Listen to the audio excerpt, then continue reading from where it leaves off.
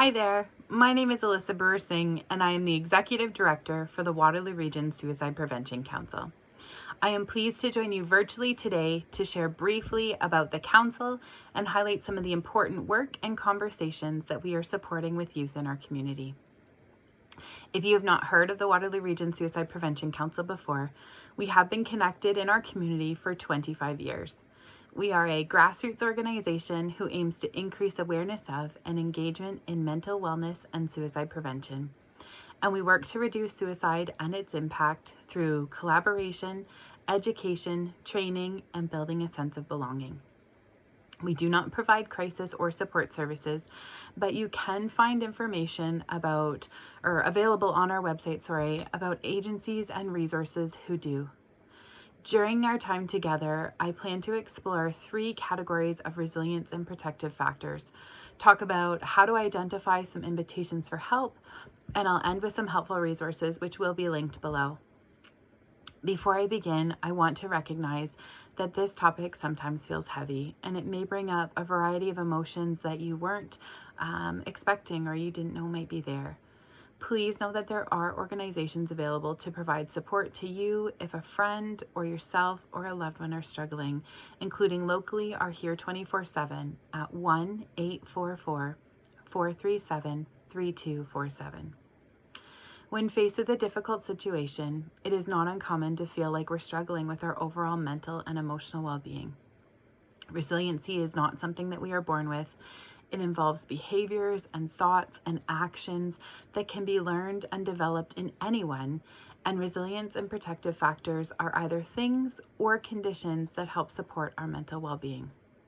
While there are many different factors, for this video I'm going to touch on 3: biophysical needs, psychological needs, and social factors.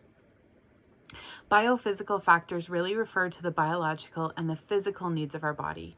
We know that our physical health is closely linked to our mental health, and that by taking care of our bodies, we are actually nourishing our minds.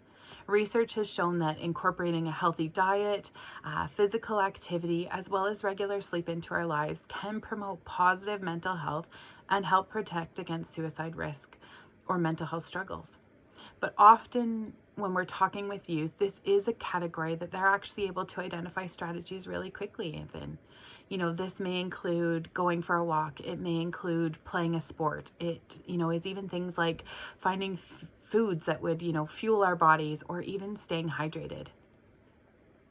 And then we have psychological factors. This might be what most of us typically think about when we think about mental health and individual wellness.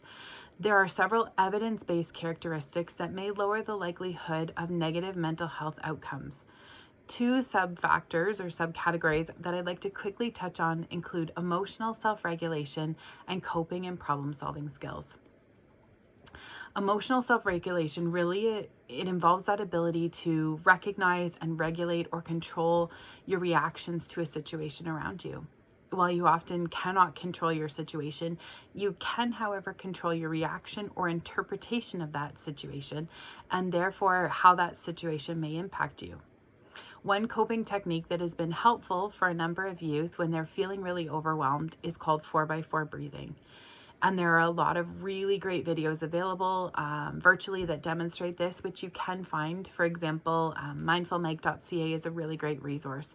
But a quick overview is to think about your breathing almost like a box.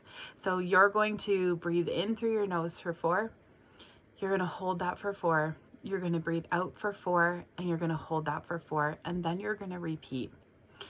And maybe it's 5 or 6 times that you may repeat this. What's really helpful is that this tool grounds us back into the present moment. Naturally what will happen is we will start to think about, what's going to come later. What do I need to do tomorrow? What is on my grocery list, perhaps? But we acknowledge these things and then we refocus right back here in the present. I acknowledge all of these things are part of it, and I'm going to come right back here. Closely linked to our emotional self-regulation is actually our coping and problem-solving skills, which really help us deal with the stressors. It helps us to develop that resilience in the face of adversity.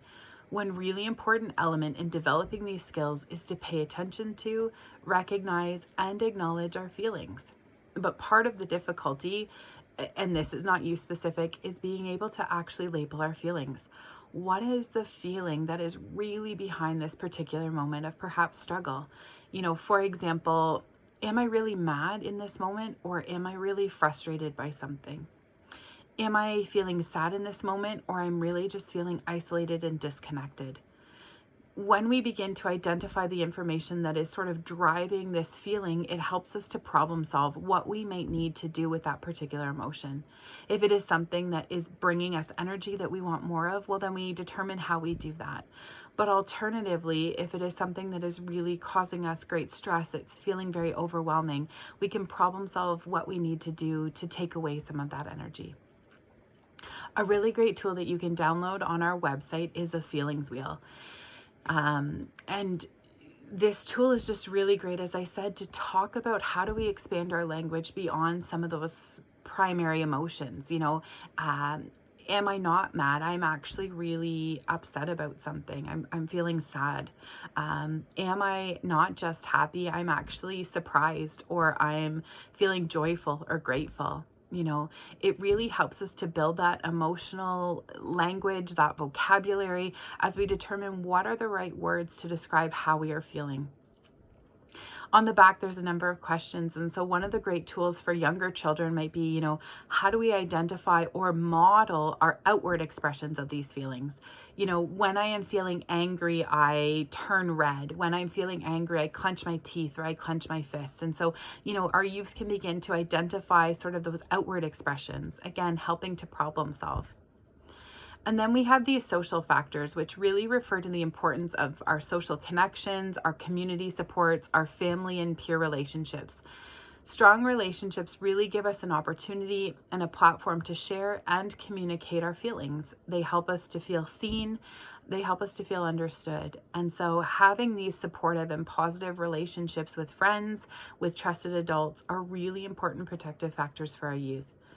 If we focus on, community supports, for example, for our youth, some options might be exploring ways that I might volunteer. Maybe I join an interest group as a way to meet a new group of people.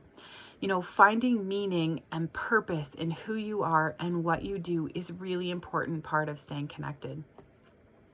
So if we shift gears for a moment, another important part of the work of suicide prevention is really becoming aware of warning signs, or as we like to call them, invitations for help. I often refer to warning signs as an alert system. Sometimes we have these internal signs that we might be thinking or we might be feeling. There are these internal cues that we're going to reach out for support. When I'm presenting, which we often do in the schools, and we're talking to youth, I'll ask them, when I was driving here, how might I have known if something was wrong with my car? And they'll give me a range of examples. The gas light was on, your check engine light was on. I've had your engine might be smoking, or maybe your tire exploded. And it seems like it's not really connected, but what I talk about is, when I was driving there, if it was an internal cue, my check engine light was on, that's not something that they would have been able to identify because they weren't in the car with me. And so that's an internal cue, something that I can notice, something I'm paying attention to. But then there's these external cues. As I mentioned, if my engine might be smoking, my hope would be, that, at some point someone would come and check in, that they would say, I've noticed this about you. And so, we have these opportunities to see sometimes external invitations, but we need to know sort of what we're looking for, what they might be. And so if you notice yourself or someone around you is showing some of these signs, it may be time to have a really supportive and caring conversation. And so for youth, some of these invitations may look like this. It may be a significant mood change. They're getting annoyed, they're angry, they're easily frustrated. It may be a change in their usual behavior. Maybe they're skipping school. Maybe they're receiving a decrease in their grades. Maybe they're having trouble focusing or thinking clearly. Maybe they're demonstrating some increased risky behavior. Maybe it's a lack of interest in their usual hobbies. They've deleted their social media accounts. They're struggling to fall asleep. They're struggling to stay asleep. They're sleeping too much. They're eating more or less than sort of their quote unquote usual. You may also hear them, or they may feel that they're, expressing thoughts around death and dying being the only way to solve the problem. I feel like a burden. I want the pain to end. They may also say or be feeling feelings of helplessness or hopelessness, things like, I can't do anything right, things won't get better. They may also experience or talk about feeling isolated or lonely, and they may be struggling with their self-esteem. Remember that this, though, is not a checklist. What we are looking for are noticeable changes for that individual, and this is where we begin our conversation. Oftentimes we speak about, or, when I'm speaking to individuals, they're really worried about not knowing exactly what to say. I mean, they say, how would I even start a conversation with someone I'm concerned about? Jack.org, which is a youth-led organization, has actually created a really great tool called BeThere.org. It walks you through their 5 steps, if you will, around how do I support a friend. And while it was developed for youth, it's actually a really great tool for all ages. The first step talks about actually not needing a script, but rather just saying what it is that you see. I've noticed perhaps some of these invitations for help above, and I wanted to check in. It's also really important to remember to be direct in our conversations. It is okay to ask directly, are you thinking about suicide? Asking about suicide gives an individual an opportunity to speak openly about what is going on, and it actually shows that you care. It helps to also kind of erode that stigma that still exists about these conversations. It promotes help seeking and help offering. Another tool I wanted to share is the Wheel of Wellbeing by Kids Help Phone. You'll find, as I mentioned, some helpful links attached in the comment section below on where to download this template if you're interested. And I love this because every part of our lives help to shape how we see the world and our experiences. Different areas in our life, whether it is school or family or physical health and connection to your environment, they may seem separate. They're just separate boxes, but actually they are all connected, and they're connected through you, and you're at the center. And the Wheel of Well-Being, it really focuses on building it around yourself. It's not about one individual determining these are all of the tools that you might need. It's about incorporating these tools for yourself. When you really think about how do these things impact and interact, because realistically, our wheels would change sometimes daily. A coping strategy that I may use today may not be possible tomorrow. And so how do I build this really robust, resource and strategy list within each of those pieces of the pie that resonate again with myself? And so you'll find guiding questions within that section on how you might fill in each particular piece. So I would encourage you to check that out.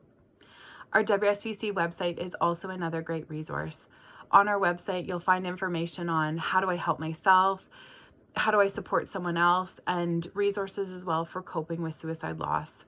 You'll also find a list of locally developed information and tip sheets, as well as a list of local, provincial, and national support services that can be accessed virtually under our Maintaining Mental Wellness During COVID-19 section.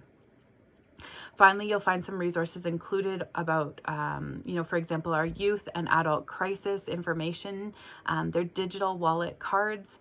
You'll find series on self-care and resilience, as well as protective factors.